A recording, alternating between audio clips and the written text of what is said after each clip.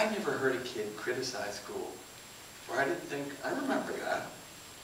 I remember that.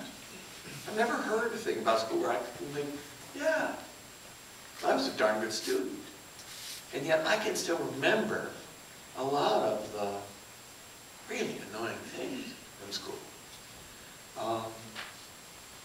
Then often I get parents who come in, and their vision is 3 or 4 years down the road, and where it's all leading. And their future orientation is such. I think, I want to say, do you hear what your child's saying about school? Because they're painting a rather rosy picture of where this is all headed, the big payoff, and not the life the child is leading. So I often, when parents painted a picture of what they imagined for their child, I would say, was school like that for you? What was school like for you? You know? They didn't know it was nothing like this for me, but that's why I'm sending my son to Belmont Hill. That's why I'm writing the big check, because I wanted to be, you know, da-da-da-da. You know, we chose a highly, highly athletic boys' school to send our son because he liked town hockey. And then you've broken his heart by cutting him from the varsity. You know, and we didn't expect that. And we're immensely distressed. And I say, well, you know, how's your son? Well, he picked up his equipment, went off to play JV. Right? And it's this discrepancy between the parents' dreams, often, and the kids' reality that made me want to write about it and take adults back to school. And because I hang around independent schools, I get to pick up some exotic stories. So let me tell you a few of them. One just from 2 weeks ago, I was at the Crescent School in Toronto, fine, fine boys' school. And I had 12 fifth graders who were talking to me. Fifth graders. And I said, how many of you guys have had your parents talk to you about college? And all 12 raised their hands. How many of you have had your parents specify by name a college that they hope you go to? And 8 of them raised their hands. For this, you have to know a little bit about Canadian. Do you know the top Canadian universities? University of Toronto, Queen's, British Columbia, UCB, UBC. But the 2 top are, without any doubt, Queen's and University of Toronto. So I'm looking at 5 of these 5th graders. And I say, so tell me what the colleges you have to go to. And of the 8 who mentioned that their parents had a college in mind for them, 5 of them said Queen's. 1 of the 5 said it had to be Queen's in engineering. One of the boys said Western Ontario, 1 said University of Toronto, and the other said Harvard. And the one who said Harvard, his parents had just taken him at Christmas vacation to visit Harvard. Okay, I do not approve of this. I'll tell you why in a moment. I asked the boys whether they had any idea how hard these places were to get into. And they had no clue. And I said, well, do you think it's 1 in, let's take Harvard, but is it 1 in 25? Is it 1 in 20? Is it 1 in 15?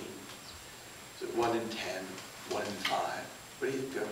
And they guessed all around. They guessed 1 in 5, 1 in 25. I said, it's actually about 1 in 12. And that didn't sound bad to them at all. And then the counselor, Michael Leach, who was sitting with me, said, our head boy last year applied to Harvard and was turned down. And these 5th graders, their faces just were all aghast. You see, they have no way of evaluating this. They have no way of thinking about it. Their reality is very close to home, but their head boy, to the 5th grade boys, a senior boy is like a demigod. And to think that their head boy could be turned down. And yet all of the parents are sending these kids up for places where that could happen to them. I was at a school in West LA some years ago, and the head of school asked whether I'd speak with the 6th grade. He said they were very anxious. I said, why? And he said, well, there are too few seats in West LA in private schools, independent schools, for these kids. It's very competitive. And the parents get them all test prep tutors. There's a lot of anxiety around the SSATs, right? He said, I think most of the kids in the class are being tutored. So I met with these 23 sixth graders. And I said, how many of you have test prep tutors? And 21 of them raised their hands. And the average test prep was 2 hours during the week and 2 hours Saturday morning, or 4 hours of test prep. And then I said to them, how many of you have both a test prep tutor and a subject tutor? And 12 of them raised their hands. And then I thought, well, how many of you have 3 tutors? And a very organized looking girl raised her hand. And a very spacey boy in the back raised his hand. And I have a soft spot for spacey boys. So I said to him, tell me about your tutors. He said, well, I have a test prep tutor. And then I have a reading tutor, because I don't like reading all that much. I'm not that good at it. And then I have he said, I don't remember what the third tutor's name is. Now, I've been around independent schools, and I said, is it an organization tutor? That's it. That's it. Organization tutor. And it turned out he had tutoring 6 days a week. And I said to him, if you look, the head of the school estimates that his parents spend about $50,000 on tutoring all of their 6th grade year. And he said, when he compared the SSAT scores with the ERB scores that they'd given in 4th grade, 2 kids moved 1 decile up.